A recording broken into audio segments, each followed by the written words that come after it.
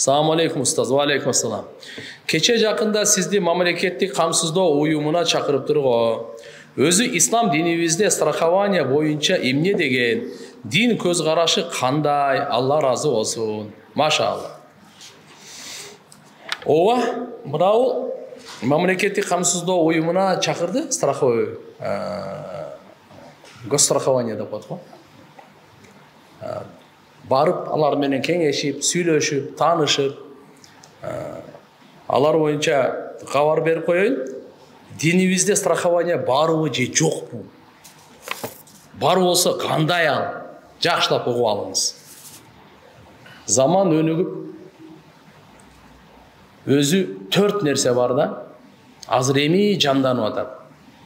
Биринчи ислам, банкинг, исламский банкинг деп коет. Экинчisi болсо халал стандартизация. Үчүнчүсү болсо такафуль. Страхованиянын исламдагы айтылган атагы такафуль. Же болсо тааминул ислами деп коет. Төртүнчүсү болсо баалуу кагаздар. Ценные бумаги деп угуп жүрөсүздөр. Ушу төртөөнү ислам муамаласы деп айтылат да. Бул канча жылдан бери эле бул. Бирок Кудайга шүгүр, биз мурабаха, музараба дегенди билбейт элек го. Анан качан уже билип калдык го. Халал стандарт деп, халал харам дегенди билбей эле жүрдүк эле го. Анан каерде бар, каерде эмне бар? Ол арам деген только чочкон менен аракка тиешелүү эмес экен. Арам деген толтура нерсе да бар экен деп башталды да. Демек, мына азыр кезек страхованияга келди да. Мындан башка дагы баалуу кагаздар деген бар. Учурдагы алымдар ислам дининин көз карашы, шарттары, талаптары кандай туура болот? Вот ошону айтканга милдеттүү да. Изденип, элге жол таап беришибиз керек. Мисалы, элдин баары банк менен иштеп калды. Алымдарыбыз, токтоп тургула. Мына сүткорулук болуп калат. Исламдагы принциптерге каршы келип калат экен. Кудайлык өкүмдөргө каршы келип калат. Ошон үчүн деп анан ислам принцип каржылоолору деп анан чыкты. Мушарака, музараба, мурабаха, карзы хасана жана башка неме ижаралардын түрлөрү, туура жол жоболору. Чтоб экинчи адам дагы пайда алсын, бул дагы пайда алсын, экөө тең чогуу риск көтөрсүн, жана башка нерселериндечи. Кудум ушундай эле халал стандартизациядагы учурунда эми мына такафулга келет. Мен как раз жума күнү бардым эле, алар мен учурашып, жолугуп, сүйлөшүп, таанышайын деп, алар чакырган эле. Барсам, дамыла бүгүн алхамдулилла жакшы куш кабар менен сизди сүйүнчүлөп коелу. Эмне болду десем, жума күнү бизге такафулдун уруксаты берилди, лицензиясы деди. Такафулдун лицензиясы. Бизде страхование деп неме кылбайт. Исламдагы такафул ошол эле сөз, кепилдик, такафул дегени кепилдикке. Бул кайсынын айырмасын угуп алыңыз. Бул өзү тарыхы мындай болгонда, страхованиянынчы Италияда эң алгачкы мурунку доорлордо баягы кеме менен соода кылган учурларда кээде кеме сууга чөгүп кетет.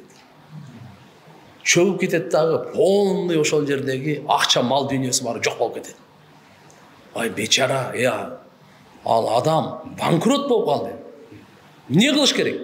Дегенде мына жакта биз карап отурбай, кайдыгер болбой, давай колдон келишинче таштайлы.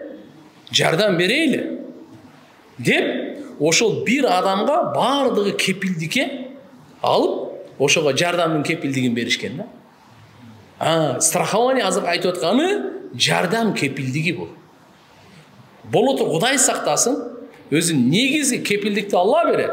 Эч ким өмүрүнө башка нерсеге эч ким айта албайт. Бирок жашоо тиричиликте Алла Таалам бир канча нерселерди адам баласына ыйгарган. Ошонун бириси мисалы бир кепилдик боюнча. Сен жакшы иш кыл, мен сага жакшы ишке орнотом деп кепилдик берди. Акчасын өз убагында кайтарып берем деп кепилдик берди. Сен ишимди жакшынакай кылып бер сапаттуу. Мен сага кепилдик беремин. Бир күн кечиктирбей акыңды берем деди. Мисалы да, гарантияны эми Алла эле берет. Бирок мына жерде гарантия биз берип атпайбызбы? Кудум ушундай такафул деген сөз өзү бири-бири менен кепилдикке өтүү деген сөз да. Бул табарру жана вакыфтын жолунда болгон.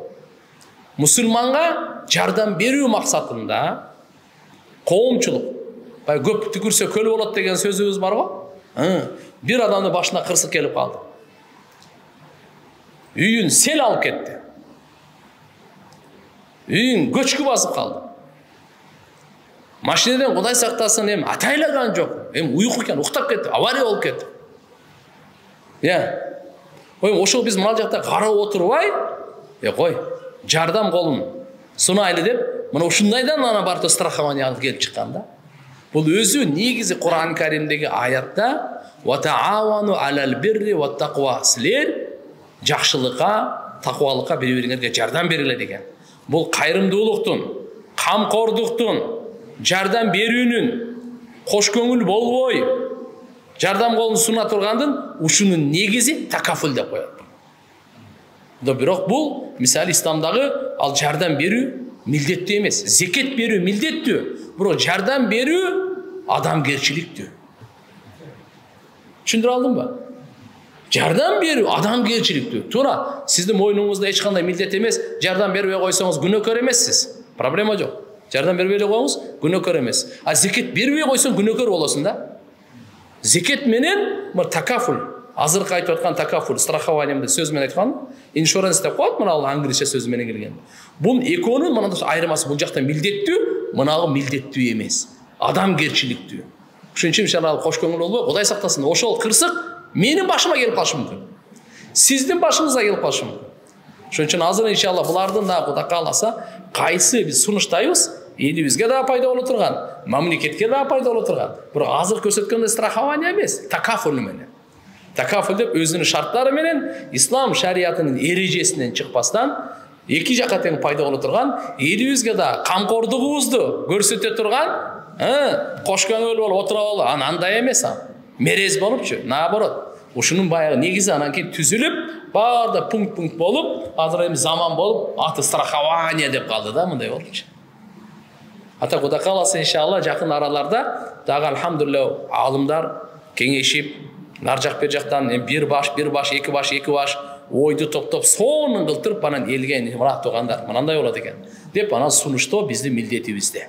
Калган адамдар аткарабы, же болбосо дагы мамлекеттин деңгээлинде да кандай кабылданат, алар Кудай кааласа келечек көрсөтөт.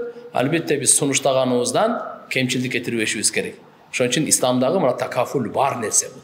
Бүткүл дүйнөдө алхамдулилlah бар нерсе, бул такафул деп коет.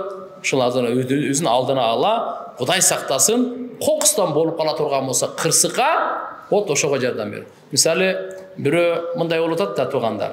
Өзүнүн үйү канча десе, 1 миллион сом деп коелучу. 1 миллионго үй деле жок кой, эми айтам да. 1 миллион сом.